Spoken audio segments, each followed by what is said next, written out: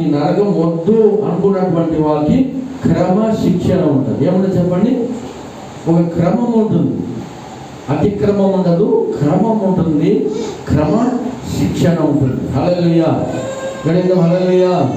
ఇట్లే కూర్చోవాలా, ఇట్లే నిలబడాలా, ఇట్లే నడవాలా. హల్లెలూయా. ఈ గీత దాటొద్దు, ఈ హద్దు దాటొద్దు అనే ఒక శిక్షణ క్రమం ఉంటుంది.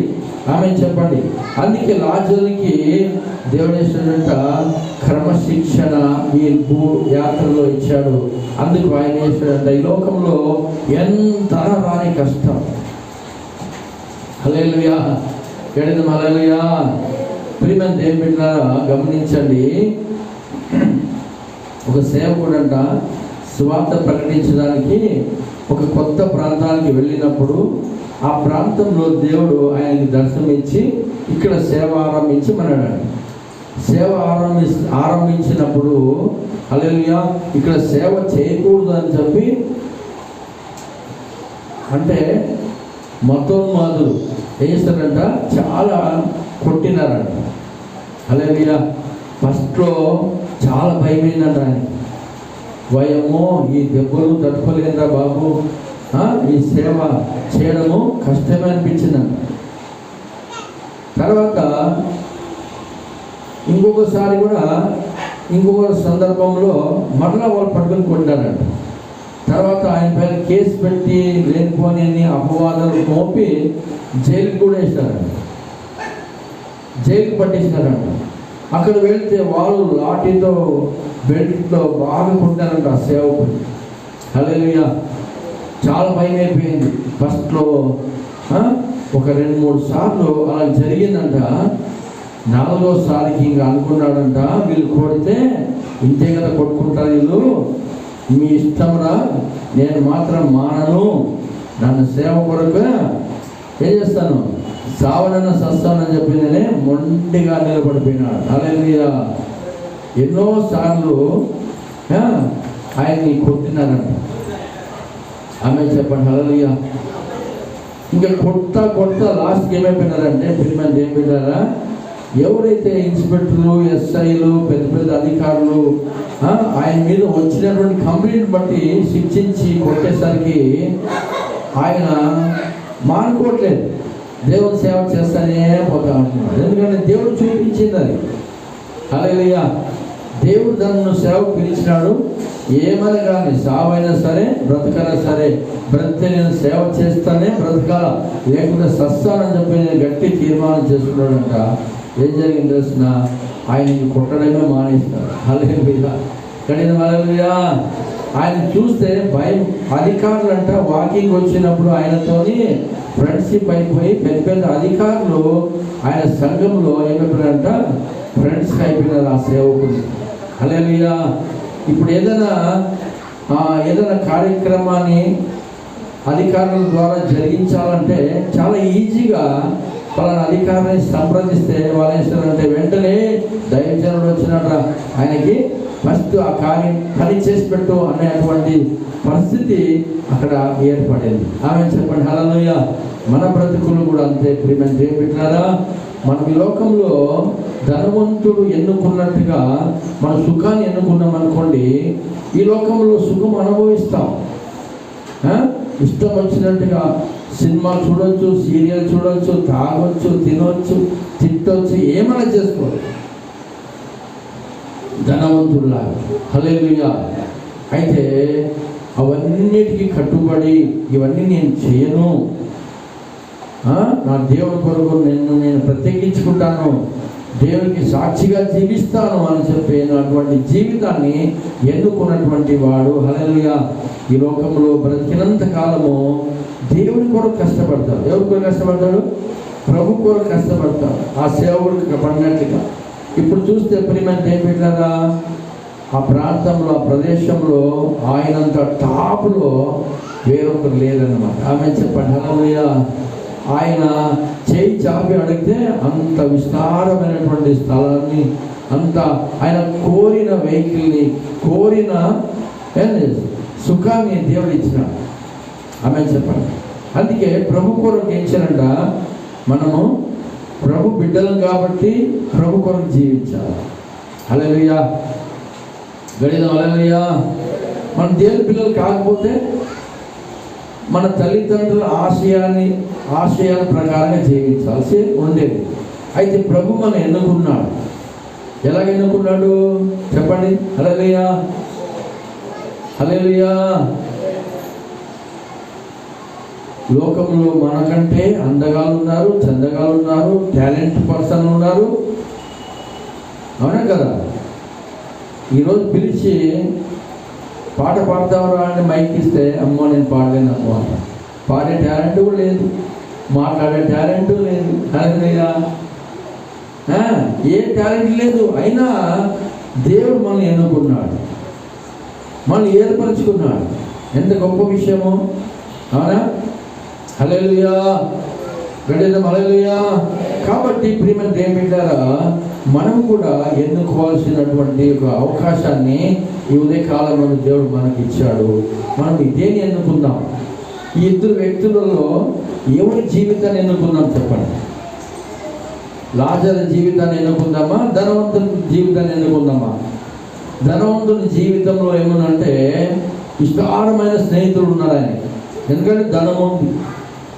హల్లెలూయా. బెల్లం ఉంటే ఈగులు ఏమన్నా చెప్పండి? సామెత ఉంది కదా, బెల్లం ఉంటే ఈగులు. వాస్తవం, అది నిజము. బెల్లం ఉంటే ఈగులు వాళ్తాయి. బెల్లం లేకపోతే ధనవంతుని దగ్గర ధనం ఉంది కాబట్టి స్నేహితులు ఉన్నారు, బంధువులు ఉన్నారు, చుట్టాలు ఉన్నారు, అందరూ ఉన్నారు. దరిద్రం ఉంటే ఎవరు వస్తారా? ఎవరు కూడా. అవునా? ఆమె చెప్పండి. హల్లెలూయా. అయితే ఈ దరిద్రుడి దగ్గరికి, దరిద్రుడితో ఫ్రెండ్స్ ఎవరంటే తెలిసిన కుక్కలు అంట. పందులు, కుక్కలు ఆయనతో సాహసం చేస్తున్నాయి. ధనవంతుని ఇంటి వాకిట పడి ఉన్నాడు. ఆయన వేసిన వెంకిలి మెతుకులు తినుకుంటా పట్టుతున్నాడు. ఎటువంటి పరిస్థితి ఉంటుంది? మనకేమో అటువంటి పరిస్థితి దేవుడు పెట్టలేదు. మనకి ఒక ఉన్నత స్థితిని దేవుడు పెట్టాడు. ఆమె చెప్పండి. సోనా మసూరి తినకపోవచ్చు కానీ చక్కగా స్టోర బియ్యం ఇచ్చినాడు మనకి, ఆరోగ్యకరమైనది. సోనా మసూరి తింటే రోగాలు వస్తున్నాయి కానీ స్టోర బియ్యము డాక్టర్లే తినమంటున్నారు. సోనా మసూరి, నైసు, పాలిష్ కొట్టి తినకండి, దాని నుంచి రోగాలు వస్తాయని చెప్తున్నారు. అవునా? అంత సుఖమైన లగ్జరీ స్థితి మనకు లేకపోయినా కనీసం ఎంతో కొంత ఉంది కదా. దాన్ని బట్టి దేవుని స్తోత్రం చెప్పుకుంటూ ఆయన పెట్టిన శిక్షణలో మనము ఈ లోకంలో లాజరు ఎన్నుకున్నట్టుగా ఎన్నుకొని ఈ లోకం జీవించాలి. ఆమె చెప్పండి. హల్లెలూయా. ధనవంతుడికి తెలీదు, లాజరు కూడా తెలియదు. ఏమని? చనిపోయినాక నేను పరలోకానికి పోతాను అనే విషయం తెలీదు. వాళ్ళ వాక్యం విన్నారు. దేవుని వాక్యము ఉపదేశకులు, బోధకులు చెప్పినప్పుడు విన్నారు. విని ఏం చేశారు? వాళ్ళు పరలోకం చూసినారా? నరకాన్ని చూసినారా? లేదు. చనిపోయిన తర్వాత తెలిసింది వాళ్ళకి. ఏంటిది? నరకం ఉంది, పరలోకం ఉంది. హల్లెలూయా. అప్పుడు కన్నులెత్తి చూసినాడు. అంతవరకు చూడలేదు ధనవంతుడు. లాజరు కూడా చూసినాడు ధనవంతుడిని. ధనవంతుడు ఎంతో బాధపడుతున్నాడు. కాబట్టి ప్రియమైన దేవుని బిడ్డలారా, ఈ ఉదయకాలమందు ఎన్నుకొనుట అనే విషయంలో ఈ ఇద్దరి జీవితంలో ఉన్నటువంటి ఈ జీవిత విధానం, ఇది జరిగినటువంటి విషయం. ఇది కథ కాదు, ఉపమానం కాదు, నిజం. కాబట్టి ప్రియమైన దేవుని బిడ్డలారా, మనం ఈ లోకంలో దేనిని ఎన్నుకోవాలి? చూడండి, పాత నిబంధన గ్రంథంలో కూడా ఆస్తిపరులు, ధనవంతులు ఉంటున్నారు. ఆదికాండం 13వ అధ్యాయము 6వ వచనంలో మనం చూసినట్లయితే, ఆదికాండము 13వ అధ్యాయము 6వ వచనం.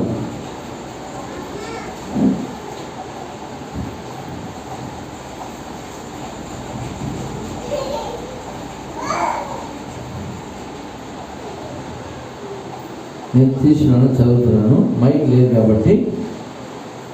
వారు కలిసి నివసించుటకు ఆ ప్రదేశము చాలకపోయెను. ఎందుకనగా వారి ఆస్తి కలిసి నివసించలేనంత విస్తారమై ఉండెను.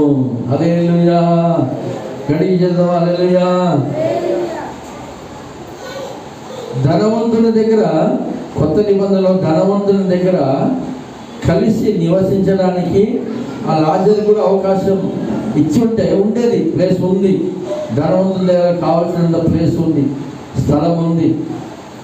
ఒక దరిద్రుని తన ఇంట్లో చేర్చుకోవాలంటే అంటే కాస్త కొంచెమైనా ఆయన కొంచెము పరలోకంలో ఏదైనా పరలోకంలో అంతఃపురంలోనికి పోలేకపోయినా కనీసం గేట్ కాడన ఉండడానికి అవకాశం దొరికేదేమో ధనవంతునికి. హల్లెలూయా.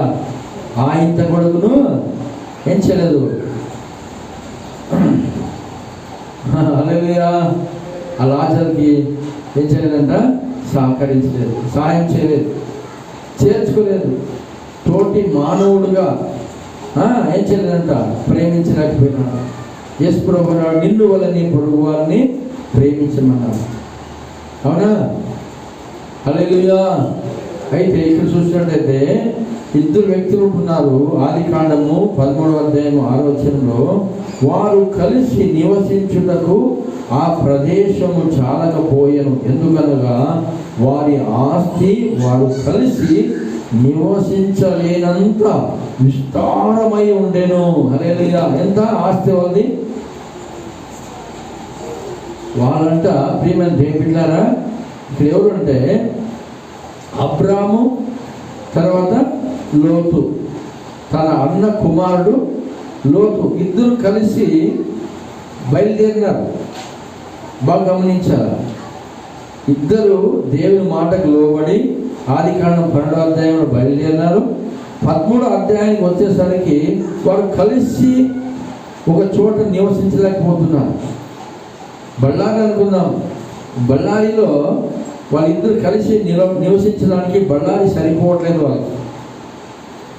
అంత విస్తారంగా ఏమంట ఆస్తి పెరిగిపోయింది వాళ్ళకి.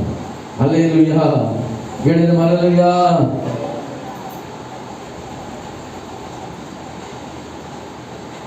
వాళ్ళు అంటారు కలిసి నివసించలేంత విస్తారమై ఉండేను అని ఇక్కడ చూస్తూ ఉంటున్నాం. హల్లెలూయా. ప్రియమైన దేవులారా, ఈ లోతు గురించి, అబ్రహాం గురించి ఇక్కడ రాయబడింది. చూడండి, అబ్రహాం వచ్చి అంటున్నాడు, అబ్రహాముకును ఎవరున్నారంట? గొర్రెలు, గొడ్లు, ఒంటెలు, గాడిదలు విస్తారంగా ఉన్నాయి. అబ్రహాం దగ్గర పనివాళ్ళు దండిగా ఉన్నారు, పనివాళ్ళు ఉన్నారు, పనివాళ్ళు కూలీలు ఉన్నారు. లోతు దగ్గర ఉడుకును పనివాళ్ళు కూలీలు ఉన్నారు. ఈ పనివాళ్ళకి ఏం పడిందంట? కొట్లాట పడింది. ఏమని కొట్లాట పడింది? ఏమంటున్నారు? కొట్లాడుతున్నారు. మా యజమాని బట్టి మీ యజమాని దీవించబడుతున్నాడు రా అని. హల్లెలూయా. ఎవరిని బట్టి దీవించబడుతున్నాడు? మా యజమాని బట్టి మీరంతా బ్రతుకుతున్నారా? ఈరోజు ముప్పొద్దులు తింటున్నారంటే మా యజమాని బట్టి. హల్లెలూయా. లేదురా మా కష్టాలు చేద్దాంరా అని చెప్పి వీళ్ళు ఏం చేస్తున్నారంటే వీళ్ళు కూడా కొట్లాడుతున్నారు. ఇట్లా కొట్లాడే దాని సమయంలో అబ్రహాము ఏం చేస్తున్నాడంటే, ఇలాగా కొట్లాడుకోకూడదు, మనము ఎవరు బంధువులము. హల్లెలూయా. మనం ఏం చేసుకోకూడదు? కొట్లాడుకోకూడదు. చూడండి, 9వ వచనం అంటున్నాడు, ఈ దేశమంతయు నీ ఎదుట ఉన్నది కదా, దయచేసి నన్ను విడిచి వేరుగా నుండుము. నీవు ఎడమ తట్టునకు వెళ్ళిన ఎడల నేను కుడి తట్టునకును, నీవు కుడి తట్టుకు వెళ్ళిన ఎడల నేను ఎడమ తట్టునకును వెళ్ళదునని లోతుతో చెప్పగా, లోతు కన్నులెత్తి యోర్దాను ప్రాంతమంతటిని చూచెను. యెహోవా సొదొమ గొమొర్రా అను పట్టణములను నాశనం చేయక మునుపు సోయరుకు వచ్చే వరకు అదంతయు యెహోవా తోట వలెను, ఐగుప్తు దేశము వలెను నీళ్లు పారు దేశమై ఉండెను. కాబట్టి లోతు తనకు యోర్దాను ప్రాంతం అంతటిని ఏర్పరచుకొని తూర్పుగా ప్రయాణమైనాడు. హల్లెలూయా, గడిన హల్లెలూయా. లోతు దేన్ని ఎన్నుకున్నాడంట? లోతు ఎన్నుకున్నటువంటి ఆ యొక్క సిచ్యువేషన్, ఆ పరిస్థితులలో ఏదైనా లోటు ఉందా? ఏం లోటు లేదు. దేవుని తోటలాగా ఉందంట ఆ ప్రదేశం అంతా, అక్కడ ఆయన ఎన్నుకున్నటువంటి ప్రదేశం. హల్లెలూయా. కాబట్టి ప్రియమైన దేవులారా, అబ్రహాము ఏం చేశాడంట? ఆయన ఒక దిక్కు వెళ్ళిపోయినాడు, ఈయన ఒక దిక్కు వెళ్ళిపోయినాడు. హల్లెలూయా.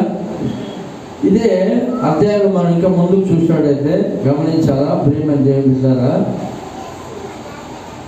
19వ అధ్యాయానికి వచ్చేసరికి, హల్లెలూయా, ఈ మాట ఇంతకు ముందు నీకు చెప్పాము, మరలా కూడా చెప్తున్నాము. నీరు పారుతున్నటువంటి ప్రదేశం యోర్దాను ప్రాంతం అంతా ఐగుప్తు దేశంలాగా విస్తారంగా ఏముందంట, పల పంటలు అంతా ఉండేటువంటి ప్రదేశాన్ని లోతు ఎన్నుకున్నాడు. ఎన్నుకొని ఏం చేసినాడంట? తూర్పుగా ప్రయాణం వెళ్ళిపోయినాడు. ఆయన తూర్పుగా పోయినాడంటే అబ్రహాము దక్షిణంగా వెళ్ళిపోయినాడు. హల్లెలూయా. అయితే ప్రియమైన దేవులారా, దేవుని మాటకి కట్టుబడి అబ్రహాం నడుచుకుంటున్నాడు.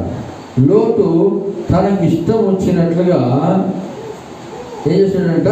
సుఖాన్ని ఎన్నుకొని బయలుదేరినట్టుగా చూస్తున్నాం. అయితే గమనించండి, ఆదికాండము 19వ అధ్యాయంలో మనం చూసినట్లయితే, ఆదికాండం 19వ అధ్యాయంలో చూడండి, 15వ వచనం చదువుతున్నారు. తెల్లవారినప్పుడు ఆ దూతలు లోతును త్వరపెట్టి, లెమ్ము, ఈ ఊరి దోష శిక్షలు నశించిపోకుండా నీ భార్యను, నీ ఇక్కడ ఉన్న నీ 2 కుమార్తెలను తీసుకొని రమ్మని చెప్పి అతడు తడువు చేశాను. అప్పుడు అతని మీద యెహోవా కనికర పడుట వలన ఆ మనుష్యులు అతని చేతిని, అతని భార్య చేతిని, అతని 2 కుమార్తెల చేతులను పట్టుకొని వెలుపలికి వచ్చి ఆ ఊరి బయట నుంచి ఆ దూతలు వారిని వెలుపలికి తీసుకుని వచ్చిన తర్వాత ఆయన, నీ ప్రాణమును దక్కించుకున్నట్లు పారిపోము, నీవు వెనుక చూడకము, ఈ మైదానంలో ఎక్కడను నిలవక నీవు నశించిపోకుండా ఆ పర్వతమునకు పారిపోమ్మని చెప్పగా. హల్లెలూయా, గట్టిగా హల్లెలూయా. చూస్తారా, అబ్రహాము ఎన్నుకున్నటువంటి యొక్క ప్రదేశము చాలా కఠినమైనది, రాళ్ళు రప్పలు గుంతలు ఉండేటువంటి ప్రదేశం. అయితే దేవుడు చేసినటువంటి దానిని పాలు తేనెలు ప్రవహించే దేశంగా మార్చేస్తాడు. హల్లెలూయా.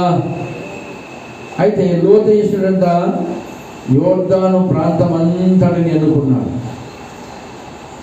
అంటే ఫలభరితమైన ప్రదేశాన్ని ఎన్నుకున్నాడు.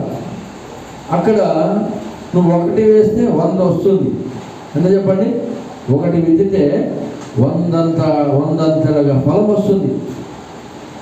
ఇప్పుడు ఇద్దరు కలిసి నివసించలేనంత విస్తారంగా ఆస్తిపాస్తులు ఉన్నాయి. ఇంకా ఆడు ఇంకెంత విస్తారంగా ఆయన పెరిగిపోయింటాడో అర్థం చేసుకోండి. అంత పెరిగినటువంటి వ్యక్తి, ఈ చెట్టు అంట పెరుగుతుంది పెరుగుతుంది పెరుగుతుంది. ఎందుకు పెరుగుతుంది?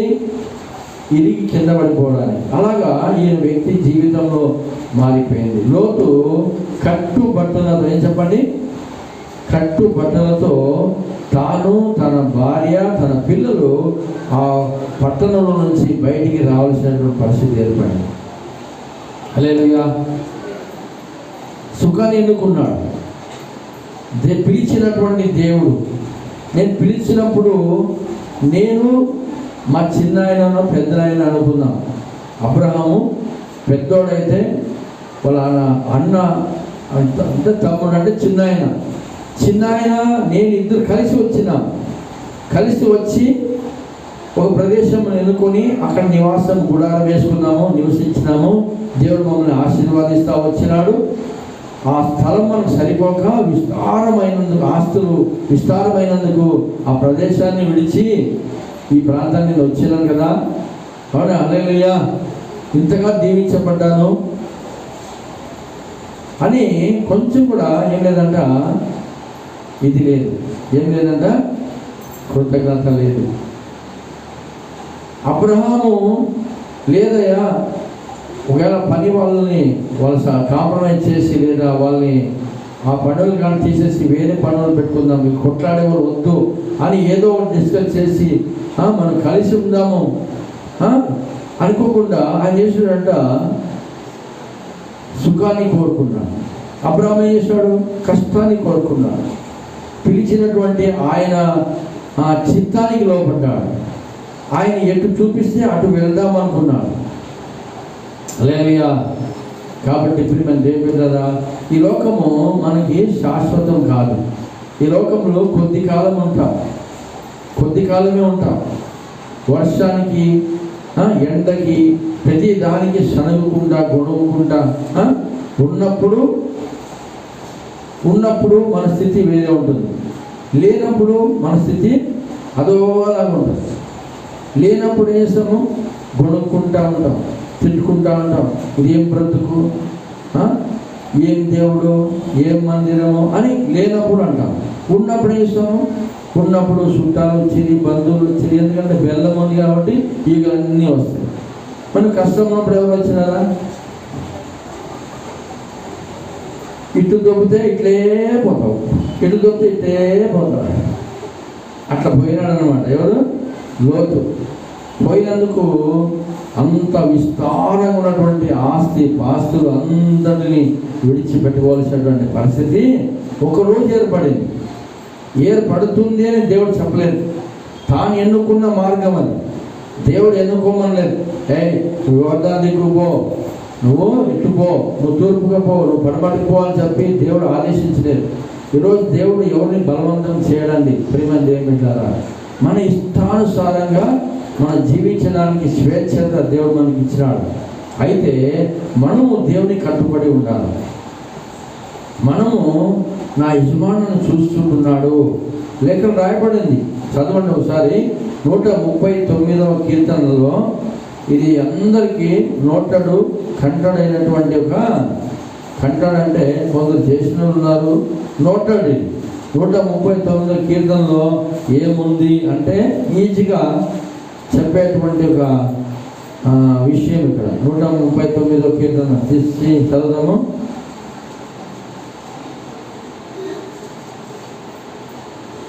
ఈ ఒక్క అధ్యాయాన్ని, ఈ కీర్తన చదివి మనము ఎంతగానో నేర్చుకోవాల్సినటువంటి వారమే ఉన్నాం. చూడండి ఇక్కడ, యెహోవా నీవు నన్ను పరిశోధించి తెలుసుకొని ఉన్నావు. నేను చూడండి, యెహోవా దావీదు అంటున్నాడు, యెహోవా నీవు నన్ను పరిశోధించి తెలుసుకొని ఉన్నావు. నేను కూర్చుండుట నేను లేచుట నీకు తెలియను. నాకు తలంపు పుట్టక మునుపే నీవు నా మనస్సు గ్రహించుచున్నావు. నా నడకను నా పడకను నీవు పరిశీలించి ఉన్నావు. నా చర్యలన్నిటినీ నీవు బాగుగా తెలుసుకొని ఉన్నావు. యెహోవా మాట నా నాలుకకు రాక మునుపే అది నీకు పూర్తిగా తెలిసి ఉన్నది. హల్లెలూయా. కడియదమా, నువ్వు మాట్లాడే మాట, నువ్వు నెక్స్ట్ ఏం మాట్లాడబోతున్నావో ఆ మాట ఆరంభం నుండి అంతం వరకు ఆయన తెలుసు. మన చర్యలు అన్నీ తెలుసు ఆయనకి. మరి ఆయన చూస్తున్నాడు, మనల్ని పరీక్షిస్తున్నాడా లేదా? హల్లెలూయా. మన యొక్క క్రమం ఎట్లుంది? మనం క్రమంగా ఉన్నామా, అక్రమంగా ఉన్నామా? మనం ఒక శిక్షణ ఎదుగుతున్నామా లేదా? పిల్లలు చూడండి, స్కూల్కి పంపిస్తాం, ఉదయం వెళ్తారు, సాయంకాలం వస్తారు, అవునా? హల్లెలూయా. మళ్ళా బాగా కష్టపడి చదువుని, ఇప్పుడు కష్టపడితేనే నా బిడ్డ, నా కొడుకు, నా కూతురు సుఖపడుతుందని తల్లిదండ్రులు పిల్లల విషయంలో మనం తీసుకున్న జాగ్రత్తలే. ఇక్కడ దేవుని వాక్యం కూడా దేవుడు మనం మాట్లాడుతున్నాం. ఇప్పుడు కష్టపడమా, మళ్ళీ ట్యూషన్కి పోమా. కొందరైతే ఉదయకాలం ట్యూషను, రాత్రి కూడా ట్యూషన్, మిగతా టైం అంతా చదువు, స్కూలు. వాళ్ళు శిక్షణలో ఉన్నారు, అందుకు వాళ్ళకి విద్యా బుద్ధి వస్తుంది, వాళ్ళు గొప్ప ఉన్నత అధికారులు అవుతారు. అప్పుడు అధికారులుగా ఉండి ఒక గీత ముక్క రాస్తే ఆ గీత ముక్కకు ఎంతో విలువ ఉంటుంది. ఆమె చెప్పండి హల్లెలూయా. ఒక గెజిస్టర్ ఆఫీసర్ సైన్ కావాలని ఎంతోమంది రోజులు తరబడిపోతూ ఉంటారు. ఒక కలెక్టర్ సైన్ ఇట్లా చేస్తే అయిపోయా 500 ఎకరాల స్థలం కానిలే. ఆమె చెప్పండి హల్లెలూయా. ఒక్క సైన్ చేస్తే అదంతా నీ స్వాస్థ్యం అయిపోతుంది. ఆ ఒక్క సైన్కి అంత విలువ ఉంటుంది. అయితే వాళ్ళంతా చేశారు, క్రమశిక్షణ పొందినారు, క్రమశిక్షణ ఎన్నుకున్నారు. సుఖపడినవాడు కూలి పనికి పోతున్నాడు, కష్టపడుతున్నాడు, అబ్బో ఎండ, అయ్యో అయ్యో అయ్యో అయ్యో అంటున్నాడు కదా. అప్పుడు నువ్వు కష్టాన్ని ఎన్నుకొని ఆ క్రమశిక్షణ నడుచుకొని ఉంటే ఈరోజు నువ్వు కూడా ఒక ఆఫీసర్ అయి ఉండేవాడు. హల్లెలూయా. ఈ ధనవంతుడు లాజరు కూడా చూసినట్లయితే ధనవంతుడు యాతన పడుతున్నాడు. అయ్యో అయ్యో అబ్రామా, నీ రొమ్మున ఆనుకుని ఉన్న ఆ వ్యక్తిని పంపించు, ఈ చిటికిన వేళ్ళు నీళ్ళలో ముంచి ఒక చుక్క నా నాలుగు తడపడానికి పంపించాడు. హల్లెలూయా, హల్లెలూయా. కలెక్టర్ సైన్ ఎంత ముఖ్యమో, ఒక ముఖ్యమంత్రి, ఒక ప్రధానమంత్రి సైన్ ఎంత ముఖ్యమో, ఎంత వాల్యుబుల్ ఉందో, అలాగనే ఈ లాజరు చిటికిన వేలులో ఉన్నటువంటి ఒక చుక్క నీళ్ళు అంత విలువైంది. హల్లెలూయా. ధనవంతుడు ఇట్లా చేతిని ఇట్లా ఎదిలిస్తే ఆ చేతుల నుంచి పడిన ఎంగిలి మెతుకులు తిని బతికినటువంటి వాడు కష్టాన్ని ఎన్నుకున్నాడు. ఈ లోకంలో నాకు సుఖం ఇస్తే సుఖం అనుభవించేవాడు, సుఖం వద్దు నాకు కష్టమే కావాలని కష్టపడతా పోయినాడు. ఆమె చెప్పండి హల్లెలూయా. ఇప్పుడు సుఖపడుతున్నాడు. అబ్రహాం అంటున్నాడు అక్కడ, నా కుమారుడా, నీ జీవిత కాలం అంతా వేసినావు, సుఖం అనుభవించినావు. అలాగే లాజరు చేశాడు, కష్టపడ్డాడు. ఆమె చెప్పండి ఏం చేశాడు? ఇప్పుడు కష్టం కావాలా సుఖం కావాలా? కష్టం కావాలనుకున్న చేతులెత్తండి. కష్టం కావాలా? కష్టపడుతున్నారు, మీరు చిన్నప్పటి నుంచి కష్టపడుతున్నారు. ఏం కష్టపడని అందరి చేతులు పడితే రఫ్గా ఉంటాయి, మృదువుగా ఉండవలసిన చేతులు రఫ్గా ఉంటాయి. ఎందుకంటే కాయ కష్టం చేసి, ఆ కష్టం గురించి కాదు చెప్తాను, కష్టం హల్లెలూయా. ఆ కష్టం చేస్తే నీ పొట్ట నిండుతుంది, ఈ కష్టం చేస్తే హల్లెలూయా నీ జీవితం బ్లెస్ అవుతుంది, పరలోక రాజ్యం దొరుకుతుంది, నిత్య జీవం దొరుకుతుంది. ఆమె చెప్పండి హల్లెలూయా. నిత్యము సుఖం ఉంటుంది అక్కడ, కన్నీరు ఉండదు, దుఃఖం ఉండదు, మరణం ఉండదు. అక్కడ దొంగరాడు, దోచుకునేవాడు అస్సలు ఉండడు అక్కడ. హల్లెలూయా. అటువంటి ప్రాంతానికి వెళ్ళబోతున్నాము. మనకి దేవుడు అంటున్నాడు క్రమశిక్షణ కావాలి. ఏం చెప్పండి? క్రమశిక్షణ కావాలి. క్రమశిక్షణ లేకపోతేనే ఇప్పుడు ప్రతి ఆదివారం మందిరానికి వెళ్తున్నాం. ఎలా వెళ్తున్నాం? మనం మందిరానికి వెళ్తున్నాం, సంఘానికి సహవాసానికి వెళ్తున్నాం, చర్చికి వెళ్తున్నాం. నెక్స్ట్ టైం అలా అనుకోకండి. నెక్స్ట్ టైం అనుకోండి అంటే ట్రైన్లో ప్రయాణమైపోతున్నాం, ట్రైన్ పోతున్నామని రండి చూద్దాం. ట్రైన్కి ఈరోజు ట్రైన్కి వెళ్ళాలి, అర్థమైందా? ట్రైన్ పోవాలి, ఏం చేయాలి? ఒక సేవకుడు అన్నాడు ఫోన్లో మాత్రం చెప్పాడు, ఓసారి అంటే ఆయన స్నానం కూడా చేసుకోకుండా ఆరాధనలో అటెండ్ అవుతున్నాడు. టైంకి ఆరంభించాలా, టైంకి ముగించాలా? ఆయనకున్న బాధ్యతలు అవన్నీ నిర్వహిస్తూ ఉంటుండగా కొన్ని సమయంలో స్నానం చేసుకోవడానికి కూడా తీరిక ఉండదంట. అప్పుడు ఏం చేస్తారంటే అట్లనే బట్టలు వేసుకొని వచ్చి ఆరాధన స్టార్ట్ చేస్తారు. వింటున్నారా? నువ్వు స్నానం చేసి వచ్చినావా లేదా, నువ్వు బోర్డు పెట్టుకొచ్చినావా లేదా, దేవుడు అవన్నీ చూడడు. నీకు ఎటువంటి ఉడుకులాట ఉన్నది నా గురించి, నువ్వు ఎంత తప్పిస్తున్నావో నా గురించి. హల్లెలూయా. మనం ప్రభు బల్ల తింటాం. ఎందుకు తింటున్నాము? ఇదో వాక్య చదవాలి. యోహాను సువార్త 6వ అధ్యాయము. కొన్ని చోట్ల వారం తింటూ ఉంటారు, భుజిస్తూ ఉంటారు. కొన్ని చోట్ల నెలకు ఒకసారి. అయినా కూడా ఇక్కడ చెప్పినటువంటి ఒక విధానం ఏంటిది, మనం చేస్తున్నది ఏంటిది చూడండి. 6వ అధ్యాయము 53 వచ్చిన చదువుతున్నాను. కావున యేసు ఇట్లనెను, మీరు మనుష్య కుమారుని శరీరము తిని ఆయన రక్తము తాగితేనే కానీ మీలో మీరు జీవము కలవారు కారు. అమ్మా వింటున్నారా? హల్లెలూయా. నిద్రపోయిన గట్టిగా చెప్పండి హల్లెలూయా. బయట వాళ్ళు మాత్రం హల్లెలూయా చెప్పండి హల్లెలూయా. అందరు కలిసి చెప్తాం. బయట లోపల అందరూ గట్టిగా హల్లెలూయా. దేవునికి స్తోత్రం. ఇక్కడ ఏం రాయబడిందంటే, మీరు మనుష్య కుమారుని శరీరము తిని, అంటే మనుష్య కుమారుని శరీరం ఈ లోకంలో ఉండగా ఎట్లా కష్టపడింది. ఆయన పెందల కడి వేసేవాడు అంట. ఆయన శరీరం అటువంటిది. ఆయన శరీరం ఎటువంటిది? అటువంటిది. తర్వాత ఎవరైనా కానీ తండ్రి అయిన దేవుని చిత్తానికి వ్యతిరేకంగా నడుచుకుంటే ఆయనలో రక్తం ఉడికిపోయేదంట. ఆమె చెప్తామా హల్లెలూయా. యేసు ప్రభు సాత్వికుడు, దీన మనస్కుడు అని పరిశుద్ధ గ్రంథంలో రాయబడింది. అదే టైంలో పాపాన్ని ఖండించే సమయంలో మాత్రము ఆయన రక్తం ఉడికిపోతుందంట.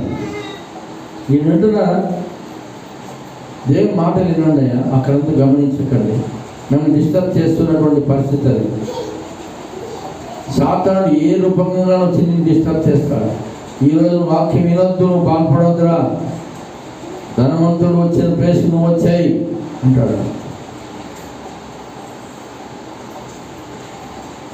మందిరంలో, దేవాలయంలో వ్యాపారం చేసుకుంటా ఉన్నారు. ఈ సంగతి మీరు చూసినారు, కరుణామయుడు సినిమాలో చూసింటారు. అక్కడ యేసు ప్రభు రక్తము ఉడికిపోయిందంట. అక్కడ ఉడికిపోయింది, రగిలిపోయినాడు ఆయన. హల్లెలూయా. వెళ్ళి వాళ్ళ బల్లలు, వాళ్ళ వ్యాపారం అందరినీ చిల్ల బిల్లం చేసేసి కొరడాలు తీసుకుని కొట్టడం ఆరంభించినాడు. అది ఒక్కసారి కోపడ్డాడు. అంటే దేవుడు చేసినాడంట, పాపులను ప్రేమిస్తున్నాడు. పాపుల్ని ప్రేమిస్తున్నాడు, పాపాన్ని కాదు. పాపాన్ని దేవుడు ప్రేమించట్లేదు, పాపుల్ని ప్రేమిస్తున్నాడు. తెలియకో చేసినటువంటి పాపిని దేవుడు చేసినట్ట ప్రేమిస్తున్నాడు, కానీ పాపాన్ని కాదు. హల్లెలూయా. ఇప్పుడు ఇలా శరీరాన్ని తింటున్నాము, ఆయన రక్తం తాగుతున్నాం. మనలో ఆ రక్తం ఉడుకుతుందా? ఉడకట్లేదు. దేవుని వాక్యం చెప్తుంది. ఆమేన్, ఆమేన్, హల్లెలూయా. నేను అబద్ధం చెప్పట్లేదు, నేను కావించుకొని చెప్పట్లేదు. పరిశుద్ధ గ్రంథంలోనే ఉండేది చెప్తున్నాను. గలతీయులకు రాసినటువంటి పత్రిక 5వ అధ్యాయంలో 15వ వాక్యం రాయబడింది. దినములు చెడ్డవి. హల్లెలూయా. ఏంటంట? దినములు చెడ్డవి కనుక సమయాన్ని పోనీయకండి. మీరు సమయాన్ని పోనిస్తున్నారంటే అది పడుకుని నిద్రపోతున్నప్పుడే. అట్లని పద్దాకలు పడుకుని నిద్రపోవడం కాదు. వింటున్నారా? టిఫిన్ ఎప్పుడో తింటాము? పొద్దున మొదలుకొని రాత్రి పడుకుంటూ తింటామా టిఫిన్? ఎంత తింటాము? ఎంత తింటాము టిఫిన్? మధ్యాహ్నం భోజనం ఎంత తింటాము? ఆ లిమిట్ ఉంటుంది కదా, ఆ లిమిట్ ప్రకారంగా నువ్వు పడుకో, నిద్రపో, పని చేసుకో, అవసరం వచ్చినప్పుడు పడుకొని రెస్ట్ తీసుకో. మిగతా సమయము ఏం చేయదు, వృధా గడిపోతుంది. ఆ గడిపినామంటే నీకు వచ్చినట్టు దుర్దినం. వాక్యం చెప్తుంది, నేను చెప్పట్లేదు. అందుకే సమయాన్ని పోనివ్వక ఏం చేయకూడదంట, అజ్ఞానుల వల్ల నడుచుకోకండి. ఇన్నాళ్ళు నడుచుకున్నారు, అయిపోయింది, గతించింది, పోయింది. అయితే ఉన్నదిగా కాపాడుకోవాలి కదా. హల్లెలూయా. నాకు చేయలేదు, మిగతా నేను కాపాడుకోలేదు. ఈ చేయి గురించి నేను కూర్చొని చింతించుకుంటా, అయ్యో నాకు చేయలేకపోయినే, అయ్యో నా బ్రతికేమి ఇట్లా అని నా బ్రతికిని నాశనం చేసుకోవద్దు. మిగతా భాగాన్ని నాకు కాపాడుకోవాలి. అలాగే ప్రియమైన దేవుని బిడ్డలారా, ఈ కొద్ది కాలము మనం ఏం చేయాలంట, క్రమశిక్షణగా ప్రభు కొరకు కొద్దిపాటి శ్రమలు, కొద్దిపాటి ఇబ్బందులు మనం అనుభవిస్తూ ఈ లోకంలో మనకి సంబంధించినవి ఎందుకునేది దేవుడు నీకు, దేవుడు తీసుకోలేదు. దేవుడే కన్నా తీసుకుని ఉంటే ఆమె చెప్పండి హల్లెలూయా. ఆయన ఎన్నుకున్నట్టుగానే మనం ఉండాలంటే కన్నా ఏమైపోయింది. అలా కాకుండా నీ బ్రతుకుని నీ చేతికి ఇచ్చినాడు, రిమోట్ నీకు ఇచ్చినాడు. టీవీ రిమోట్ ఎవరి చేతిలో ఉంటుంది? దేవుని చేతిలో ఉంటుందా, నీ చేతిలో ఉంటుందా? దేవుడు చాలా దాటుకొని పోతాడు. హల్లెలూయా. రిమోట్ నీ చేతిలో ఉంది, కంట్రోలర్. దాన్ని ఏం చేసుకున్నాము, సెలెక్ట్ చేసుకోవాలి. వార్తలు విను, టీవీ చూడొద్దని నేను చెప్పట్లేదు. దేవుడు వాక్యం విను. ఏదైనా మంచి విషయం ఉందా, నిజమై ఉండాలి. అది కథ ఉండకూడదు. అనగనగా ఒక రాజు నేను, ఆయనకు 5 మంది పిల్లలు, కుమారుడు. అందులో పెద్దవాడు అడవికి పోయినాడు అంట, ఏది వేటకి పోయినాడు. పోయినాడు. వాడు తిరిగి వచ్చినాక కథ స్టార్ట్ చేస్తాడు. హల్లెలూయా. వాడు తిరిగి ఎప్పుడు వస్తాడు, రాడు. అట్లా కథలు కాదు, నిజమై ఉండాలా. అది నీ ఆత్మీయతకు దోహదపడాలా, నీ ఆత్మీయ అభివృద్ధికి. సౌండ్ ఎక్కువ తక్కువ అవుతుంది, దేవుడు లేదా? హల్లెలూయా. ఇంటున్నారమ్మా, ఒక క్రమశిక్షణగా మనం ప్రభు కొరకు బ్రతుకుతాం గాక. ఆమె చెప్పండి, క్రమశిక్షణగా బ్రతుకుతాము గాక. హల్లెలూయా. అబ్రహాము ఎన్నుకున్న మార్గాన్ని మనం ఎన్నుకున్నాం గాక. ఆమె చెప్పండి, లాజరును ఎన్నుకున్న తీర్మానం అలాగే మనం ఎన్నుకుంటాం గాక. ఆమె చెప్పండి. హల్లెలూయా. మరి మన ప్రభు అయిన యేసయ్య మనందరికీ ఆయన యేసుడంట ఏమైంది, ఒక మార్గదర్శిగా ఉంటున్నాడు. పరలోకానికి నడిపించడానికి సరైన పర్సన్గా ఆయన ఉంటున్నాడు. ఆయన మనం ఆశీర్వదిద్దాం. ఆయన పెద్దలు కూడా ఇంకా చాలా చీకటి ఉండగానే లేచి ప్రార్థన చేయడానికి, తండ్రి అయిన దేవునితో సహవాసం చేయడానికి వెళ్ళిపోయేవాడు. తర్వాత ఆయన పని మీదే ఉండేవాడు. మనము మన పనులు మనం చేసుకుంటూ ఏం చేయాలి, సమయం దొరికినప్పుడు ప్రభుని స్తోత్రం చెప్తాం, స్తుతి చెల్లిస్తాం. దేవా, నాకు మంచి జీవితాన్ని ఇచ్చావు, ఆయనకి స్తోత్రమైనా.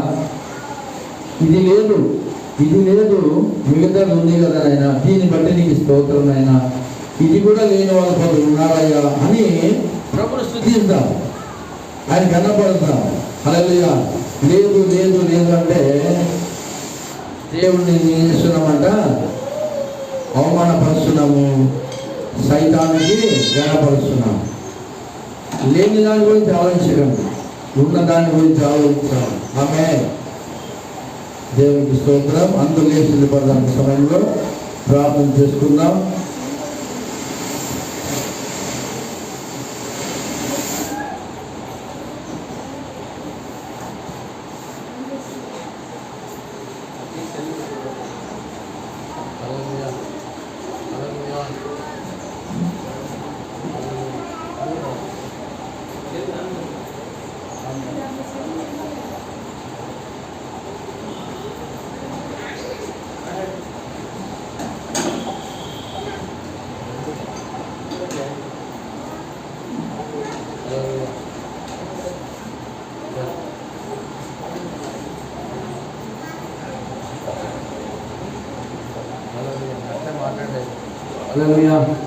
హల్లెలూయా. కాబట్టి ప్రియమైన దేవుని బిడ్డలారా, అందరూ కళ్ళు మూసుకుందాం. ఈ సమయంలో కళ్ళు వచ్చి ప్రార్థన చేసుకుందాం. నువ్వు దేనిని ఎన్నుకుంటావు, ఆ ఎన్నుకునేది దానిపైన నీ జీవితము ఆధారపడవు. నువ్వు పరలోకానికి వెళుతావు, నరకానికి వెళుతావు. తీర్మానం లేదా ఏర్పరచుకొనుట, ఎన్నుకొనుట నీ చేతికి దేవుడు అప్పగించినాడు. ఆయన చేతనైనది అంతా మన కొరకు చేశాడు. ఆయన పరిచర్య జీవిత కొరకును అనేకులకు తన ప్రాణంలో ప్రయోజనముగా ఇచ్చుటకు ఈ లోకానికి ఆయన వచ్చాడు, ఇచ్చేశాడు. శిలువలో అంత సమాప్తం చేసి పెట్టాడు. తండ్రి తనను ఈ లోకానికి పంపిన ఆ తండ్రి చిత్తమును నెరవేర్చినాడు. ఈరోజు మన ఇష్టానుసారాన్ని మనం బ్రతుకుతున్నామా?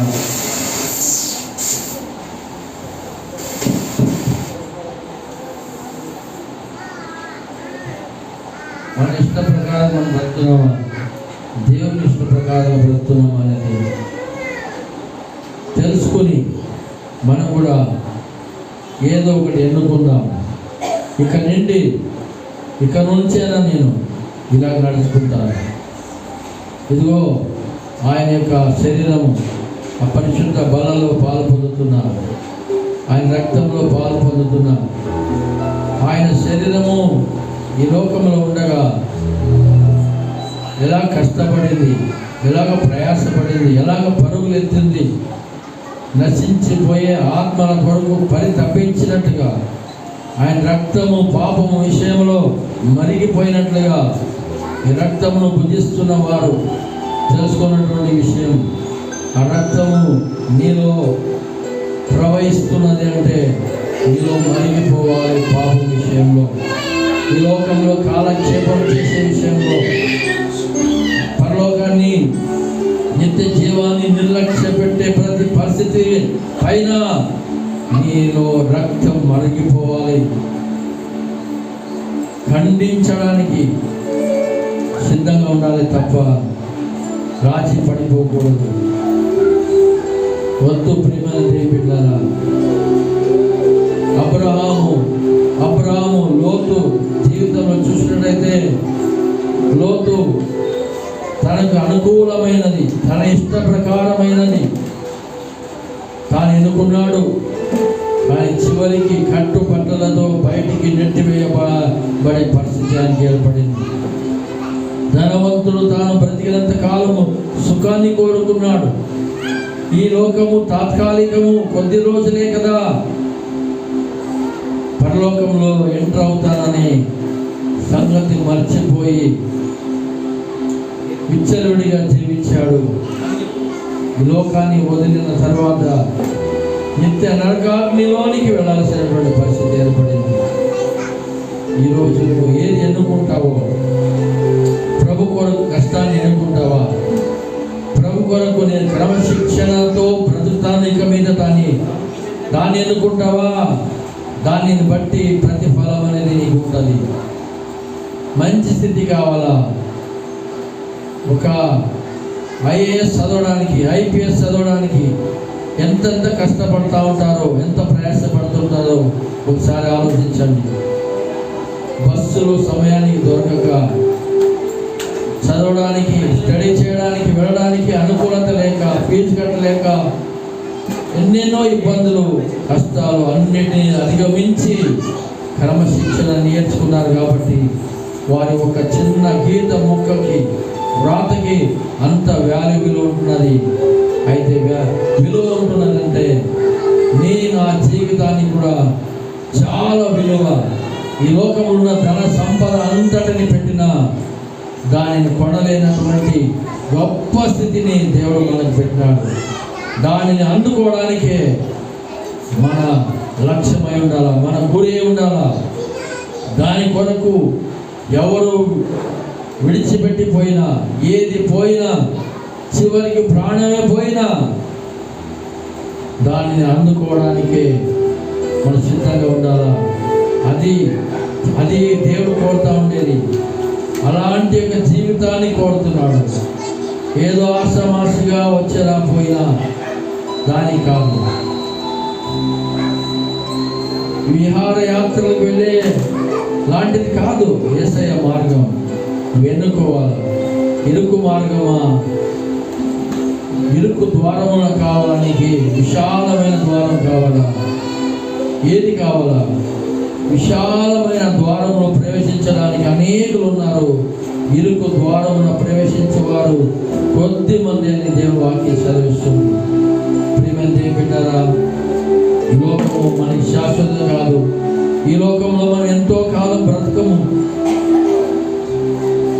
ఇప్పుడున్న వ్యక్తి మరుక్షణంలో ఉంటాడో ఉండడో కూడా తెలియదు. అటువంటి అయోమయ స్థితిలో ఉంటుండగా మనం ప్రభు యొక్క కట్టుబాట్లకు మనము అప్పగించుకుందాం. దేవా, నీవు ఏది అనుకుంటావో, నీకు ఏది ఇష్టమో అదే నా ఇష్టము. నీవేది అనుకుంటావో నైనా ఆ మార్గం కూడా నేను పయనించడానికి నేను సిద్ధమునైనా. దానికి నేను ఎంత నష్టపోయినా, ఎంతమంది నన్ను విడిచిపెట్టి వెళ్ళినా, నా ఆరోగ్యమే క్షీణించినా, నా ప్రాణమే పోయినా, దేవా, నా సిద్ధాంతాన్ని మార్చుకోవాలని గట్టి నిర్ణయం తీసుకుని ఏర్పరచుకున్నాం, ఎన్నుకుందాం. దేవుడు దానిని బట్టి మనల్ని గొప్పగా దీవించి సాక్షి బిడ్డలుగా మనం నిలబెట్టునుగాక. ప్రార్థన చేసుకుందాం. మహాపరిశుద్ధుడా, మహాగరుడా, మహోన్నతమైన మా గొప్ప దేవా, మీకు స్తోత్రం నైనా. అవును తండ్రి, అయినా నీకున్న పేరు ప్రతిష్టల ప్రకారంగా తండ్రి, నేను నీకున్న ఉన్నత స్థితి, మహోన్నతుడవు, సర్వోన్నతుడవు. నేను నా బిడ్డలు నాకు సమానంగా నా పేరు ప్రతిష్టలకు తగినట్లుగా ఈ లోకంలో సాక్షి బిడ్డలుగా జీవించాలని అయినా నీవు కోరుకుంటున్నావు. నీ చిత్త వృత్తిలో మేమందరం నడుచుకుంటూ సాయం చేయండి. పరిశుద్ధాత్మదేవా, నీ బోధ, నీ ఉపదేశంలో, నీ క్రమశిక్షణలో మేము కట్టుబడి ఉండటం సాయం చేసి మా అందరి ద్వారా నీవు మహిమ పొందుకోమని సమస్త ఘనత, మహిమ, ప్రభావములు మీకు ఆరోపించుకుంటూ నజరేయుడైన యేసుక్రీస్తు నామములో ప్రార్థించి వేడుకుంటున్నాము తండ్రి. ఆమేన్.